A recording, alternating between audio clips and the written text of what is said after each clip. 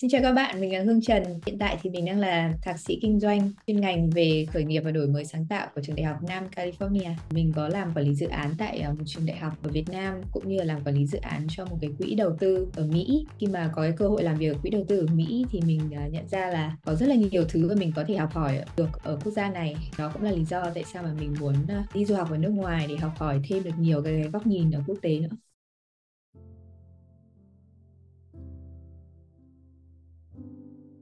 Thực ra ngày xưa là mẹ mình làm kinh doanh nên là mẹ mình rất là bận. Thì chủ yếu bà ngoại chăm sóc nhiều. Khi còn nhỏ mà mình được ở với người lớn tuổi hơn, người già hơn ấy, thì mình thường có cái xu hướng là mình muốn giúp đỡ từ rất là nhiều thứ. Từ cái việc là bà bị đau lưng hay đau chân ấy, thì cái việc đi lại các thứ của bà nó cũng khó khăn. Thế thì làm thế nào để mình có thể hỗ trợ được cho bà. Khi mà bà đi chợ ấy, thì bà phải xách túi ni lông rất là nhiều đồ. Thế thì làm thế nào để mình rất là đơn giản, thủ công thôi, bằng cái giỏ làn nhựa, xong rồi buộc vào cái bánh xe kéo. Hay là cái việc mà lên cầu thang thì nó rất là trơn, nó dễ ngã, mình có thể dán cái giấy dán giáp ở trên cầu thang ấy. Những cái điều nhỏ nhặt đấy thì nó đã xây dựng cho mình được là mình mong muốn giúp đỡ người khác và mình mong muốn là hỗ trợ cho cộng đồng. Khi mà mình bắt đầu thi lên đại học ấy, thì thật ra cũng không có nhiều định hướng. Bản thân Hương thì trước đây là Hương học chuyên tiếng Trung. Chuyên tiếng Trung thì nó cũng có rất là ít lựa chọn, chỉ là một là thi vào sư phạm và thi vào đại học ngoại ngữ, và cái lựa chọn thứ hai là học về kinh tế và thi vào đại học ngoại thương. Thì Hương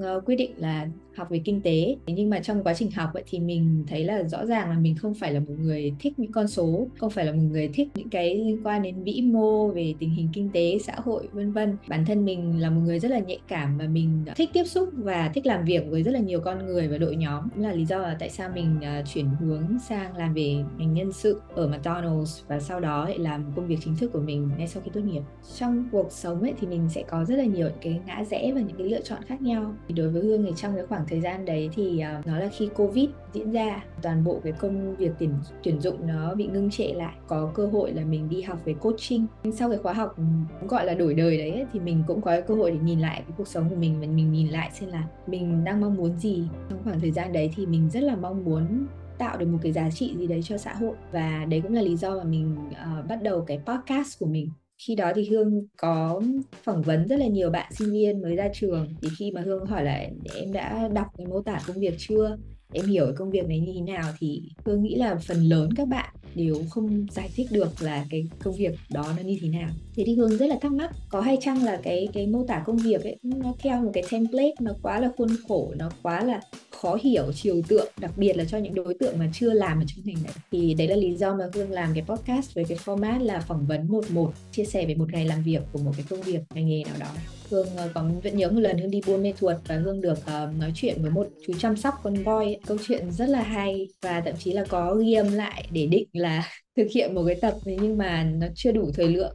Khi mà làm cái podcast và tạo cái giá trị cho xã hội xong ấy, thì mình cũng nhận ra là tại sao mà mình lại phải làm hai cái nó riêng biệt, sao mà mình không làm một cái ngành nghề mà nó cũng tạo được giá trị cho xã hội, gộp để cả hai cái đấy vào là một. Mình rất là háo hức mình tham gia cái dự án tại Trung tâm Khởi nghiệp và Đổi mới sáng tạo của trường đại học Fulbright để làm thế nào để mang đến cho các bạn sinh viên cái tinh thần khởi nghiệp, như là hỗ trợ cho các bạn mà đã có các cái dự án khởi nghiệp rồi được thành công hơn.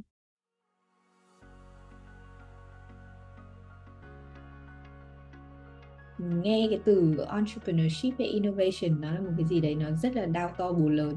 Một người tiền bối của mình có chia sẻ là innovation thì bản chất của nó chỉ là giải quyết vấn đề, tạo ra những cái phát kiến mới thì nó là invention. Nhưng mà innovation thì nó có thể là những cái phát kiến trong các cái sản phẩm hiện tại, tức là đã có những cái sản phẩm giải quyết vấn đề đấy rồi nhưng mà nó vẫn chưa trọn vẹn. Và entrepreneurship của nó thì sẽ là giải quyết một vấn đề ở cái quy mô lớn để có thể giúp đỡ được nhiều người hơn. Nếu mà có những người founder có thể nhìn ra được những cái sự khó khăn của người sử dụng và họ giúp đỡ họ và họ phát triển cái mô hình kinh doanh đấy để mang lại nhiều giá trị cho nhiều người hơn, thì nó rất là phù hợp với cái lý tưởng sống của mình. Thì ở CEI hồi đó thì Hương có làm một cái chương trình gọi là VFP, là kết nối các cái startup với các bạn sinh viên để cho các bạn ấy có cái cơ hội làm việc ở trong startup. Cái thứ hai nữa là việc tổ chức một số các cái cuộc thi ấy, cũng như là kết nối các bạn có ý tưởng startup với các bạn ở trường khác. Thì Hương nghĩ là đối với các bạn sinh viên thì nếu như các bạn có một cái ý tưởng và các bạn hứng thú với nó thì cứ thử và trải nghiệm. Có hai điều nó rất là quan trọng. Cái thứ nhất là có cái pain point hay là cái nỗi lòng nào của khách hàng nó đang hiện diện mà mình có thể giải quyết được hay không. Cái thứ hai là vấn đề timing về mặt thời gian, nó không chỉ là thời gian ở thị trường nó có phù hợp hay không, và nó còn là cái vấn đề là timing của cái người founder, họ đã sẵn sàng chưa, họ đã có được những cái kinh nghiệm, kiến thức và trải nghiệm đủ để có thể thực hiện cái dự án này hay chưa. Và mình nghĩ là có một cái nữa là bài học về sự từ chối ấy. Mình có làm một cái bài mà trong vòng 1 tháng, ngày nào mình cũng phải bị từ chối trực tiếp ít nhất một lần. 7 ngày đầu tiên ấy, khi mà Hương hỏi bất kỳ ai ấy, thì Hương không bị từ chối. Tức là những cái mà mình nghĩ mình sẽ bị từ chối ấy, thì nó lại không xảy ra. Thì đến khoảng ngày thứ 30 ấy, thì mình cảm thấy là bây giờ mình không có một cái nỗi sợ nữa rồi. Hãy nghĩ là cái điều tệ nhất nó xảy ra là mình bị từ chối. Mình biết cái điều đó rồi và mình cố gắng, mình hành động hết mình có thể. Mình hiểu là cái lý do là từ chối là gì, mình có thể cải thiện được nó không.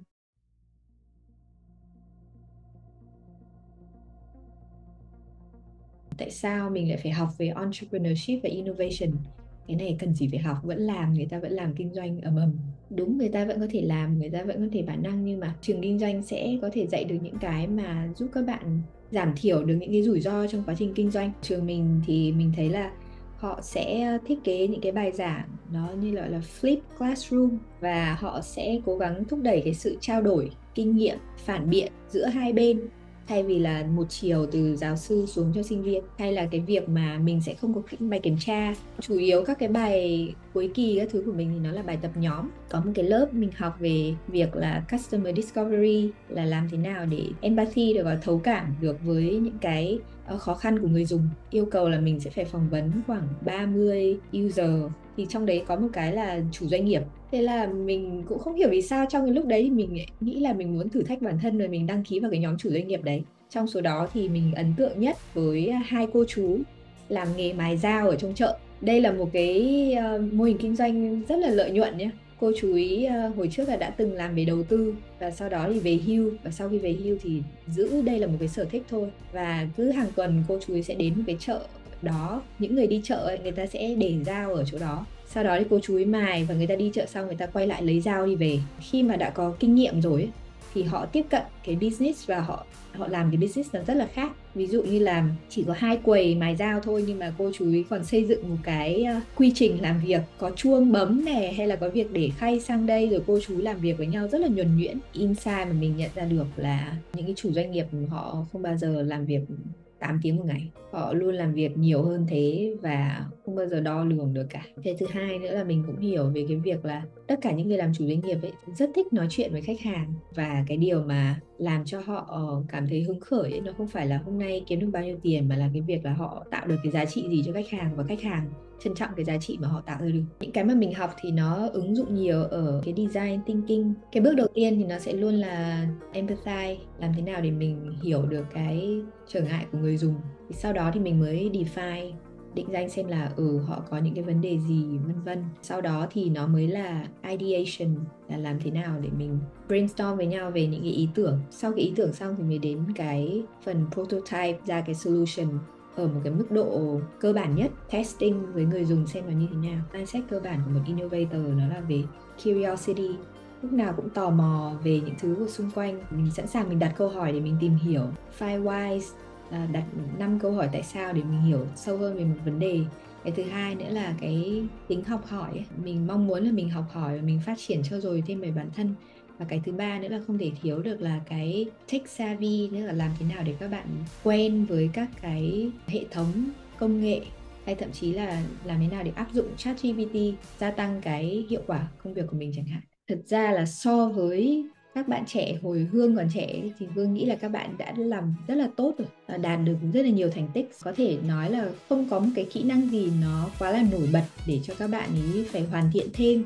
Đối với mình thì mình nghĩ quan trọng nhất thì sẽ là be kind và humble, tức là làm sao mình sống tốt, mình làm việc tốt, mình có thể trao lại được giá trị cho cộng đồng, và mình có một cái sự khiêm tốn ấy, để mình có thể học hỏi được tốt hơn nữa. Cái thứ hai là cái grow mindset, làm thế nào để mình có một cái tư duy cởi mở, đón nhận nhiều những cái kiến thức và thông tin.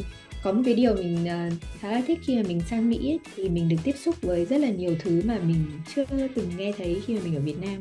Mình có cảm giác như là mình đang được làm việc và đang được sống ở một cái thì tương lai ấy. Mình sử dụng nó mà mình mắt chữ A mồm chữ O ấy, mình cảm thấy rất là vui, tại vì cái cảm giác mà mình được đi xa hơn một chút và mình học được những cái điều mới đó, thì nếu có cơ hội về Việt Nam thì mình cũng mong muốn là mình có thể áp dụng và mình có thể cống hiến được cho quốc gia của mình.